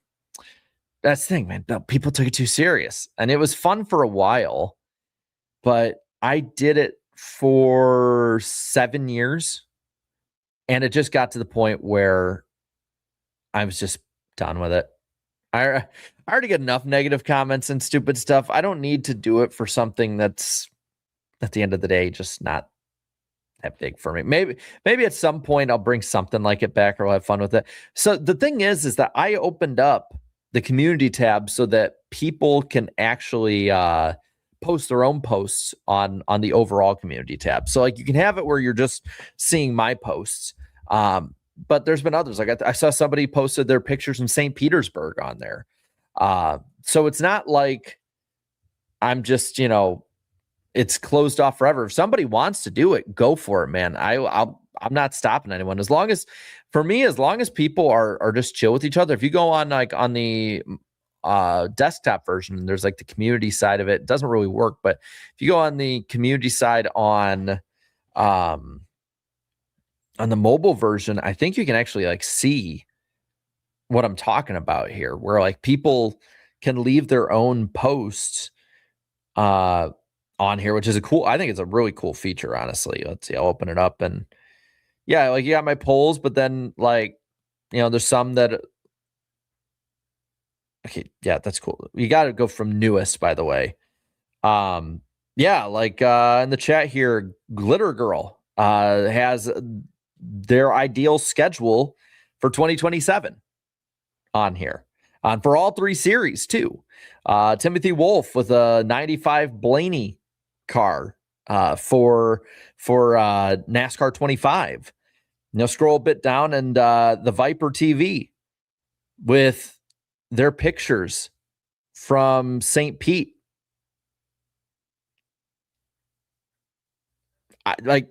I love this option. I think this is really cool. So if people want to put it down there, I'm not going to stop you. Like, as long as you don't put anything super inappropriate, I'm not going to stop any of you guys from putting it there if you want. I'm A-okay with that side of it. For me, on that community side of it, especially since it says like the Icebergs community tab, as long as you're not inappropriate with stuff, go for it. And the thing is it can be separate from just the posts itself. Like if you go on my channel and look for posts, you'll find the polls, you'll find any of my updates, stuff like that. So they're separate. But yeah, y'all decide which one of you wants to do it, and then just have that as the arrangement. Kind of like how like Cito does the invocation and stuff a lot of the time for NWP in the chat, and you kind of all as a community pick that. Picked him for that, or had him do that, and y'all go with it. Like, go with it, man. Absolutely. Imagine Brian Vickers makes a return to NASCAR and tries to qualify for the 500 and wins the pole. He would be booed heavily and be like, "Why the hell are you back?" It would be a bad look. It would be a bad look. I had people mad at me saying that I was trying to be part of cancel culture, because I talked about how he's in the files like 115 times, a bunch of which have been redacted, which is kind of messed up. I don't think talking about somebody who was sending Valentine's Day messages to old Jeffrey in 2019. I don't see how it's canceling somebody for showing what they actually did. But I mean, if they want to die on that hill, that's good for them. Would a retro-bodied series, basically O'Reilly series chassis from 60 to 80s, be popular? Probably not. I mean, it'd probably be popular to the hardcore people for a bit. But like people don't, there are like old series that you can go out, like they're not like televised and stuff or anything, but where you can race old race cars, and it's fun for a few people to go to attendance wise, but I don't think it would probably sell that well. I don't think you get much star power with it. You might get old drivers to come back and drive them, but I don't think so. It'd be cool, but I don't think it would. Let's see. You got to feel for Bowman with all his injuries. A lot of people forget Dale Jr. fought to get Bowman to fill in for him when he is having his issues. That's true.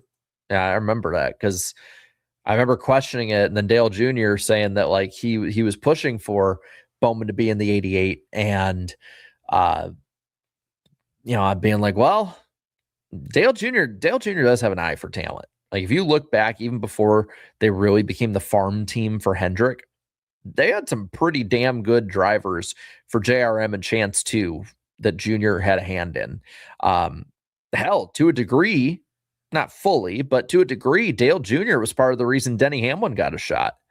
Because Junior pushed for Denny. He pushed for Truex. He had Brad Keselowski. Like Dale Jr. has a good eye for talent. Josh Berry gave him a shot. So, Alex Bowman really pushed for him and believed in him. So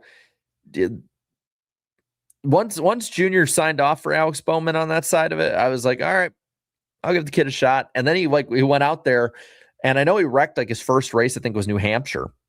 But I think he had some kind of mechanical issue, and he was running top 10 when it happened, and he almost won Phoenix, and he from there, so on and so on. Reddick, I would say if you want an awesome talent tree, look at Brad Keselowski Racing. That team had an amazing talent tree. I think I have a video on it, and I think Slap talked about it in one of his videos a few years after that. That was just, that team nailed it with their young drivers they'd bring on. Kate Pro says, let's try awarding points for the average running position. That would start taking away. The thing is, that would take away from the simplicity, I think, for a lot of people. Like I know a lot of series have done that. But I think NASCAR's main goal with this format is to be as simple as possible. And this system is simple. If you're going to add any bonus points or any extra points, I would say bonus points for leading laps. Like even if you don't do it for leading laps, leading the most laps maybe, but I think leading laps definitely. Maybe for pole day.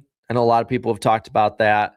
I'm not crazy. See, this thing outside of maybe the duels, I'm not crazy about awarding points on a day that's not the race day. I don't think, if somebody shows up lap 2 and hasn't seen the starting grid, like they're not going to know. And you want to be all generally in one broadcast so they can at least bring it up. And I guess they would for the poll. They'd bring it up like after the race, but I think you get my point though. Like with that, if you're going to add points, leading laps, I guess would be it for me. I just recalled something. I remember hearing back in '94 that Senna was thinking of making NASCAR starts after retiring from F1. I'm 19, not 32, by the way. I didn't know that. Sorry, but I'm passing on Days of Thunder 2. I was stationed on the USS Theodore Roosevelt when Tom Cruise was filming Top Gun 2. He was a total dick to the crew. Definitely a hard pass. Damn. I can't say that I've heard much better about Tom Cruise, but that sucks. I'm sorry to hear that, because that's really shitty on his part. I get it though. I get it. And who knows? Maybe he won't end up being in it.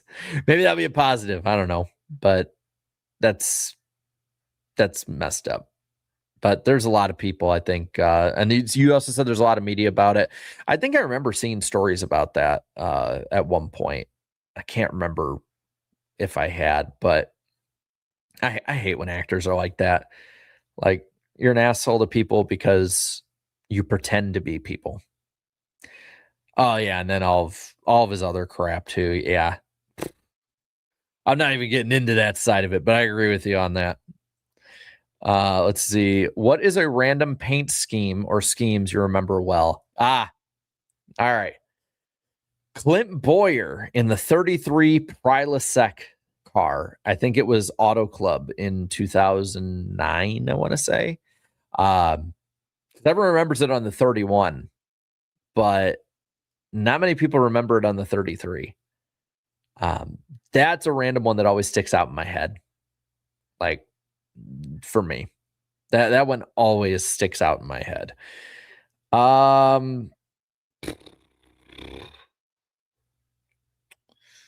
I see in the chat 2008 subway car for Tony, Sports Clip 18 for, oh God, I remember that one. That was wrong. The 36 Kim Kardashian Vegas car. Yep. Trying to think. Oh man. Yeah, I got the Steakums car for Mark Martin was so damn ugly.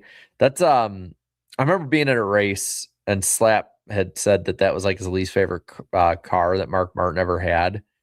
And so at another race, I bought the diecast just so that next time he came on the podcast, I'd be like, "Hey, buddy, here's my diecast." Back when we had that Lionel diecast, that Lionel diecast section of the podcast, like 5 years ago when Lionel sponsored it for a bit, and we'd always show off a cool diecast. I made sure I had that one just so that I could have it ready to go. The Millennial 4 for Harvick. So the Gen X car is way better than the Millennial one, man. I actually have I don't know where it's at, but I have a diecast of the Gen X car. Greg Biffle Wii car. That one stuck out, definitely. I mean, where's it at? I got one that's a random one that I remember. And again, I have every opportunity. Gotta need to. I even when I dust all these cars, it's so damn dusty in this place. There we go. Yeah. Look at. There I am, Gary. There I am. any excuse that I can have to show that off, I always do. Yeah, and I know I see that. I know you guys got them. Podcast party bus. That'll be a fun one down the line. Like if in 10 years, pray to God, I'm hoping that 10, 11 years from now, if I hit like my 20-year anniversary on YouTube, because next year will be my 10th year on YouTube, which is crazy for me to think of, because I'll be turning 30 next year. Yeah, I'll be turning 30 next year. So I've spent a third of my life working on this YouTube channel. If like 10 years after that, there's going to be some kid that's going to be like, did you know that these YouTubers were on a car once? And there's going to be a bunch of you guys that have been around that long. They're going to be like, yeah, we were on the deck lid. But who knows? Maybe that'll be a fun one that'll be out there. Maybe that'll just be one that gets lost to history that only a few of us remember. Either way, I'll always remember it. Not gonna lie, new chase format brought me back to NASCAR. I used to watch when I was a kid. I've seen a lot of people talk about that they weren't a fan of the playoffs, and that being able to follow week to week, to have the narrative week to week, is really helping them, that there's more excitement. I mean, like I said, I keep track of everything, all three series, the points, all of it, points, how far behind, starts, wins, poles, top fives, top tens, DNFs, laps led. I love it. I can't get enough of that side of it. That's and that chase, especially full season points, either way, I want it to matter what a driver is doing in week 4, not just skate through because I won the Daytona 500 or something like that. I found it interesting, Brad Keselowski talking about how, and we kind of all knew this, and it can happen under any system, but, where with Penske, once he got a win, like he'd go to like the 21st race of the year at Pocono, and they'd be like, all right, you got the bad car, the bad body, you'll run 10th, and it won't matter because you got your wins. And going up to Steve O'Donnell in like 2018 or 19 and saying, this is killing the sport. And I honestly think when you look after Tony Stewart, Jeff Gordon, Dale Jr. retired, and all three of them retired in like consecutive years. NASCAR has been generally stable, but still gone down a little bit in viewership, popularity. Last year was a bit of a jarring way down, but that's more because of more cable races and streaming races.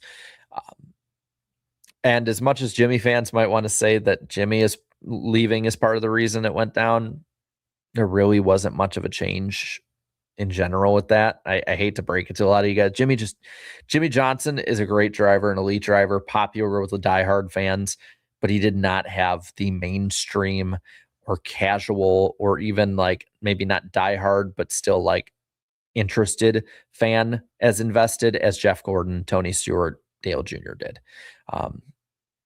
And so that isn't really why. I like Jimmy. Don't get me wrong. I'm not trashing him. I'm not saying he's a bad driver. I'm not discrediting him. I'm just stating the truth. I mean, those drivers I listed before, I could make a video about them and they would still do well. But I don't think people want a bunch of videos about old drivers. But Jimmy, you couldn't do that with. But that's kind of getting off topic. But the point is that there's one constant from 2018 to 2025, one constant in that time, and it was the playoffs. And I think that over time, it might not have just been at one part of the year. It might have just been throughout the year. People just stopped caring. Why should I care if by race 10, all the championship guys are already set and I don't even have to worry about where they are in points or what they do the rest of the year? I just need to tune back in. You don't even have to tune back in for the first round. You probably tune back in for Talladega on, which was the fifth race of the chase most year or playoffs most years. And if you're basically told you don't have to pay attention to the narrative in any way for 6 months? Well, hell, man, if I don't have to care from the NFL draft till like 2 weeks before Halloween about NASCAR, because it's inconsequential for the most part of what happens with the championship, because more often than not, the guy that won the championship would win a race in that final round. Why would I remember if I'm somebody who's not a full-on diehard fan like the rest of us are?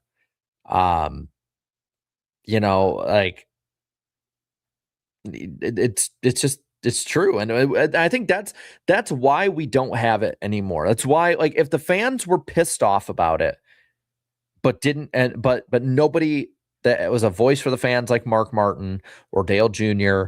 or even to a degree, some of the people on YouTube. I mean, like, you look on YouTube and every single YouTuber at some point or another that covers the sport has talked about the problems of the playoffs. Even the most positive about the playoffs found major issues that hurt the viewing experience.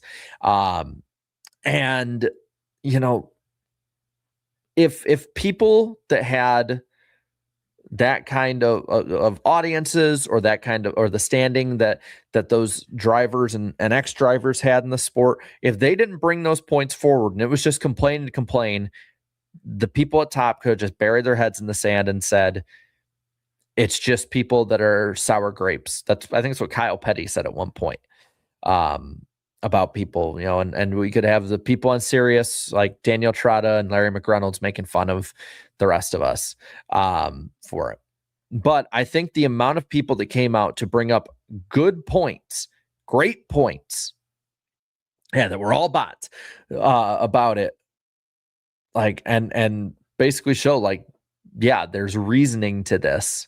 It's true. Now, a lot of people pointed out the ratings really have not done much of a difference this year. Well, the thing is that it's going to be a long time to get back to any semblance of where NASCAR was pre-2018. I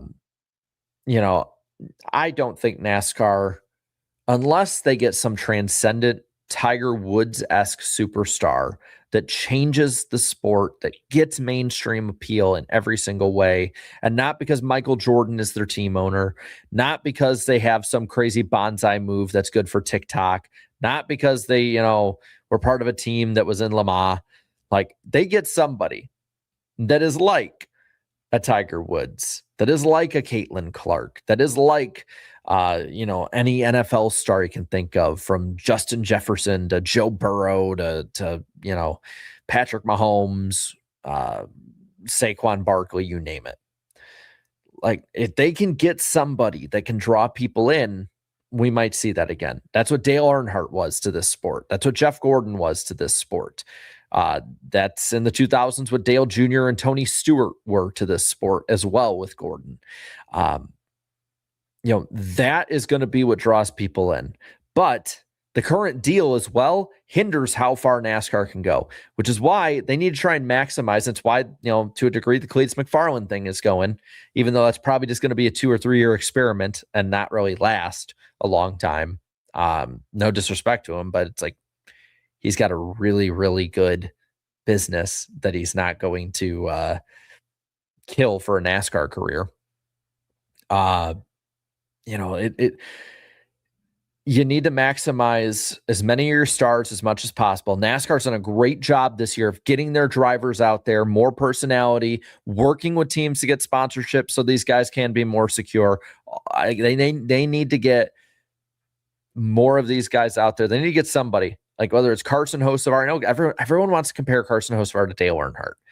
But the problem is, every time a driver is aggressive, we compare him to Dale Earnhardt. But there was more to Dale Earnhardt. Dale Earnhardt wasn't just aggressive; he was reckless early in his career. The driving comparisons, I think you can definitely draw some very solid parallels. Carson Hocevar is not the personality that Dale Earnhardt was. That's what there will never be. This is something that a lot of people just need to get into their skulls. There will never be another Dale Earnhardt. There will never be somebody that mixes that side of that good old boy Southern charm, the regular everyday man who can race on Sunday, work on a farm on Monday, but also be transcendent on Letterman on Tuesday, and then be aggressive and then, get away with it over and over. There won't be. So stop trying to recreate Dale Earnhardt. Let's have somebody who is their new personality. Carson Hocevar is an amazing personality. To me, he is the perfect encapsulation of what could be a Gen Z superstar, not Gen X. We just talked about the Gen X car and it was stuck in my brain. A Gen Z superstar, somebody who like I have met plenty of people that are like Carson Hocevar that are my age. I know he's a little younger than me. Like, he's his own dude. Like, and same with Ross Chastain. Had a great story. There were parallels there. There were but Ross Chastain's not Dale Earnhardt. He's not. No one is going to be Dale Earnhardt. Honestly, no one's probably going to be Jeff Gordon again either. And I know a lot of people are like, well, this is the next Jeff Gordon. And like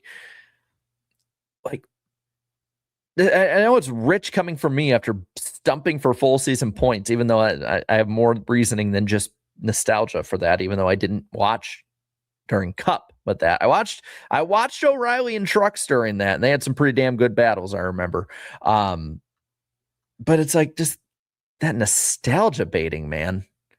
Of like, we need to have it just like these guys were. No, we need to market these new personalities. Because when you look back at that time and you look back at the 2000s, there was Dale Earnhardt, there was Jeff Gordon and Bill Elliott, Mark Martin, Jeff Burton, Bobby Labonte, Tony Stewart, Dale Jr., even Matt Kenseth with the dry humor. And like there were a lot of those guys. Kurt Busch, Kyle Busch, especially young, brash Kyle Busch. Dude, I'm telling you, if you thought, especially for younger fans that have been watching, less than, I'd say 15 years, less than 10 years, definitely. Carl Edwards is another one. Like, if you watched 2008 to about 2011, there was nobody that could piss people off or get people on their feet or do anything that would get fans talking more than Kyle Busch. He was, in a lot of ways, like, he replaced Jeff Gordon as the most hated driver for the longest time. Like, Jeff Gordon was popular, but that, like, the level of hatred Jeff Gordon got at its peak, like, you know, in those years before then, was incredibly high. There has not been a driver I've remembered that has gotten the level of hatred since then other than Kyle Busch. There's been nobody who has gotten that level of hatred. If you thought the Denny Hamlin hate was high, it was nothing compared to the hatred that Kyle Busch had. Like, I mean, there's like, I see in the chat, there's people to this day that still hate Kyle Busch. I know there's people in my family who, when I bring up like good things about Kyle Busch, or like, you know, like my first media center interview was during COVID, and my first question was to Kyle Busch, and I was petrified because I didn't want to be another clip. All right. Like, and like, yeah, he was the villain. Like, there was no one else that came close. You could dislike guys back then. Like, you thought the hatred for Joey Logano has been bad, or Denny Hamlin, or Ross Chastain, even for a lot of people. None of them combined could get the hatred that 2008 Kyle Busch, 2011 Kyle Busch could get. It was insane. Like, you can look back every year, there was something he did that pissed off most of the fan base. Crashing Dale Jr., bad-mouthing Dale Jr. in the media, wrecking Ron Hornaday, flipping off a NASCAR official. Yeah, you hated him. It was entertaining as hell. I say this as a Dale Jr. fan, as somebody who used to hate Kyle Busch a ton. Yeah, and going after Dale Jr. fans. Like, I say this as somebody, again, who could not stand this guy for years. It was so fun to hate him. And there's like, I don't know how many people nowadays that are that fun really to hate, that people like actively hate watch for. Like, you can dislike Denny, you can dislike Hocevar, you can dislike whoever, but like, it, like, what I would give to have people who are new fans experience that, not just like watching a Vody video, you know, or watching a NASCAR Classics race. Because the thing about Kyle Busch that made people hate him too wasn't just what he said or how he acted. It was the fact that a lot of the times in Cup 2, he'd just go out and kick your ass. He got in fights. Like, it was, that's why I want to see a competitive, feisty Kyle Busch, selfishly from like the YouTuber stance, because he's going to give me something to talk about every damn week, man. So, you know, it's crazy. It's crazy, like, how much that personality, though, stood out back then. And even stood out into the 2010s. I mean, I'm seeing a lot of you guys who still hate him. I get it. But, like, now he's almost become, like, the anti-hero ever since he moved to... Like, yeah, there was plenty of hatred for Toyota, but, well, like, the personality side of it, you know? And so I think NASCAR is sort of doing their best to try and get the personalities out there, to let the drivers get them out more. They've been doing more fun stuff on YouTube to kind of like humanize them more. Because for a while, and I remember talking to a few IndyCar people about this a few years back, of how IndyCar and open wheel racing used to be the type of racing where the personalities were kind of almost high and mighty and kind of snooty. And it was the NASCAR guys who showed up to Indianapolis for their test in the, I think, I want to say it was the early 90s. It was like their test to like either right before or after the Brickyard 400 was announced. And they were the people. And now it felt like for a while, it almost got flip-flopped. Like the IndyCar guys, I mean, I've told the story before, but when I went in 2022 to the Vikings-Jets game, I had to fly out from Nashville to Minneapolis. And I like look over, I'm like, because I like see someone out of the corner of my eye, and I'm like, I recognize it. I'm like, who is that? Like, is that Joseph Newgarden? And it was Joseph Newgarden, who was getting on a flight to London, I think it was. And he even got called, and I'm just like, that's fucking Joseph Newgarden, just in the middle of BNA, and nobody recognized him but me. And I wasn't going to go mess with them. I like waved once I like saw it was him, and he's just like, Like you could tell that like I recognized who he was. But he's just one of the people, and a lot of the NASCAR drivers, and I noticed this at Chicagoland. I noticed the shift around 2010, 11. And it wasn't just for me because I was getting older and people didn't stop. But I noticed that drivers, especially ones that were younger coming in, just stopping to sign autographs. It was the older drivers that were setting that kind of inspiration, or way to go about it. And it definitely kind of got that way, where it was almost, they had to be like set spots for people to have drivers sign autographs instead. And now it feels like it's starting to swing back that other direction, which I really like. A lot of these younger drivers experienced the same era I'm talking about of like drivers that were sort of stopping signing autographs and stuff like that. And now they're starting to be out there more with fans. They're doing stuff on social media. They're going out and like, what I would love as somebody who will be at Chicagoland, I would love to do like a live stream walking around the infield with Carson Hocevar. I feel like that would be a blast. Just showing up to random people's campsites and just seeing like what random crazy ass stuff we could find.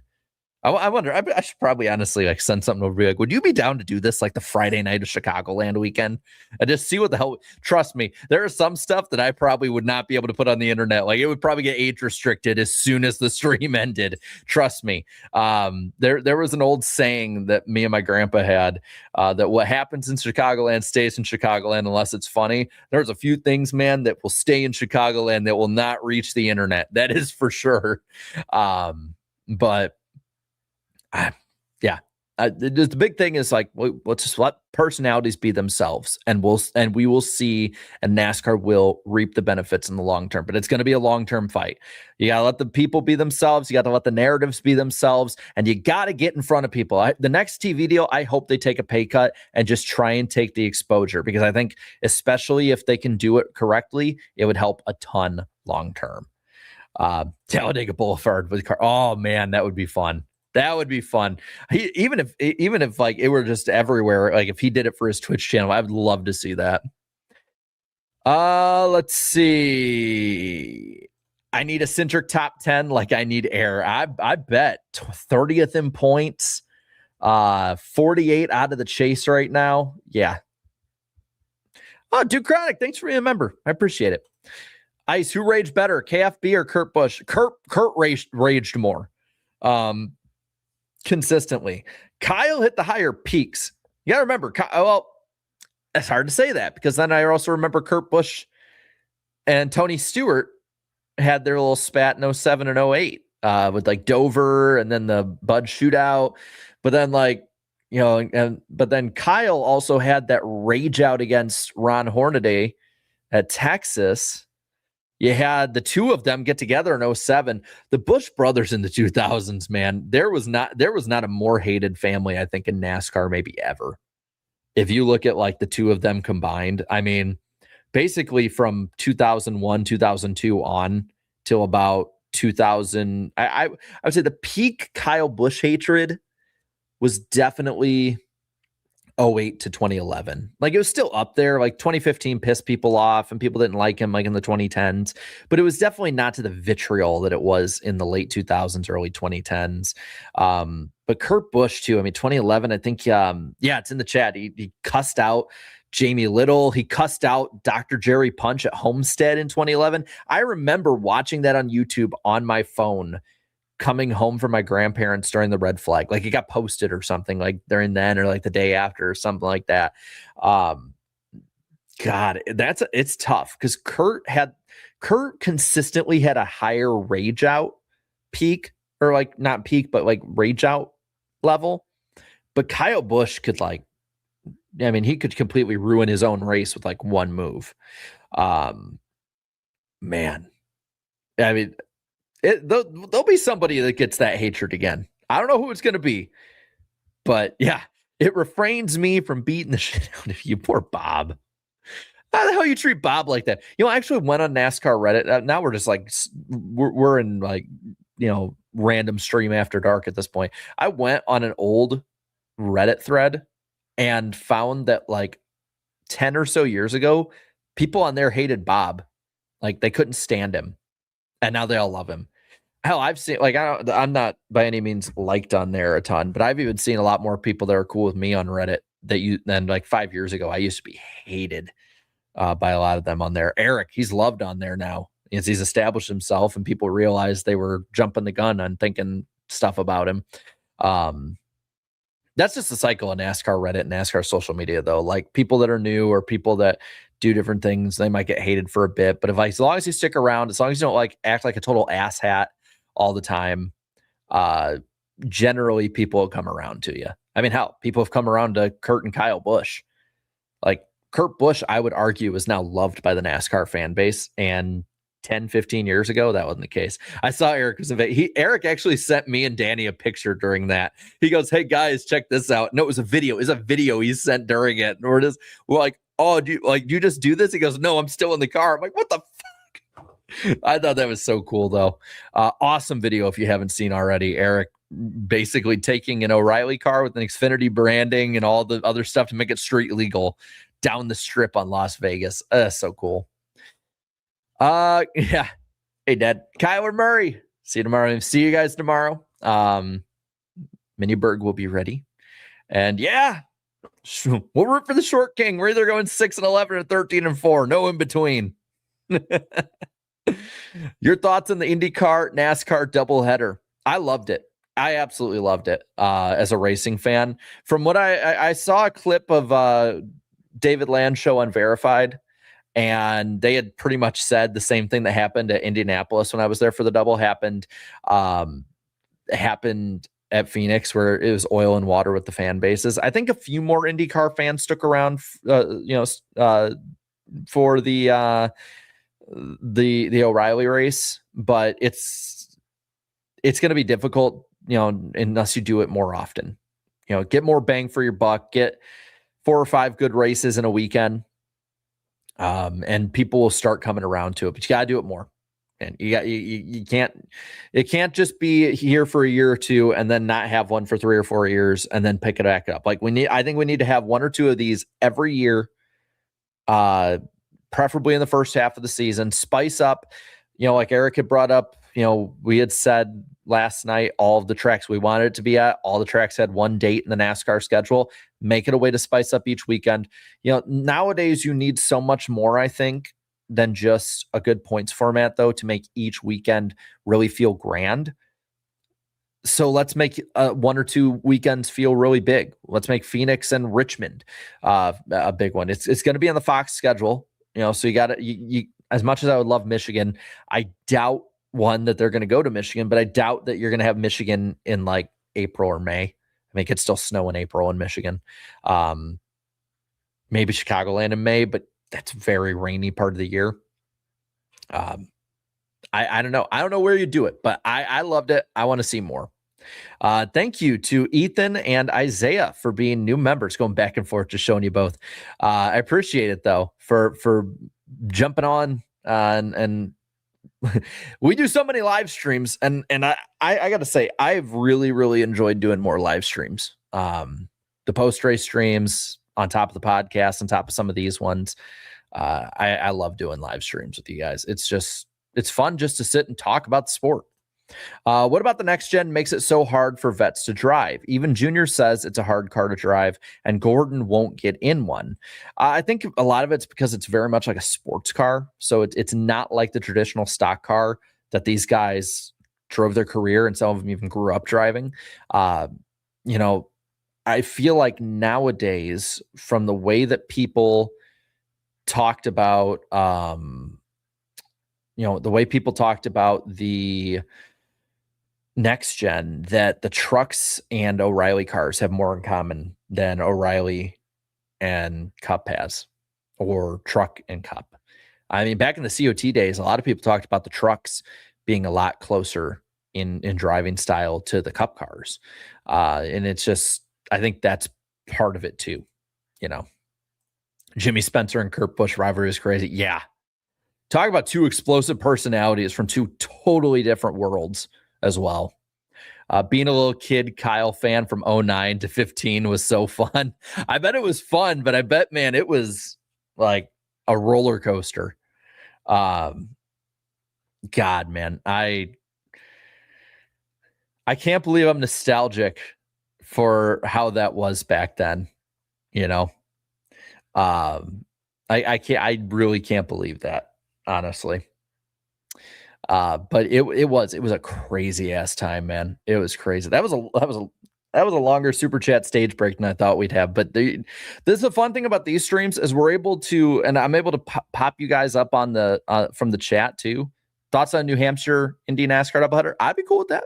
Yeah, I mean you'd have to move New Hampshire probably to where like Watkins Glen is on the schedule, or maybe Dover. Don't make it the All-Star race though. But I'd be down. But that's the thing I like about these ones, man, is that we get to just chill in here on a Thursday, Friday night, a lot of times, and just talk about stuff, pop whoever on whoever wants to be on screen if they bring up a good point, and just, you know, relax. Like relax this stuff. Each thing has its own separate purpose, you know, like this is just the relaxing chill stream you guys can pop in and out of. Podcasts is more structured, post race is more like, oh my god, this just happened kind of thing. Videos are their own little short bites to have fun with and talk about certain aspects. So it's just I like having different, you know, bits of little, I don't know, like saying content because I feel like I'm like watering it down like a corporate robot, but I guess content kind of things. You know, that we can just hit different things, different strokes for different folks, right? So more than likely I'll have a video out tomorrow. As there's West Virginia saying Bowman to JR Motorsports would be a fun time if Cup isn't an option anymore. I feel like Bowman will stick in Cup. I think he's too good to not be in Cup, honestly. But more than likely we'll have a video tomorrow. And then post-race live after the O'Reilly race on Saturday night, live after the Cup race on Sunday night.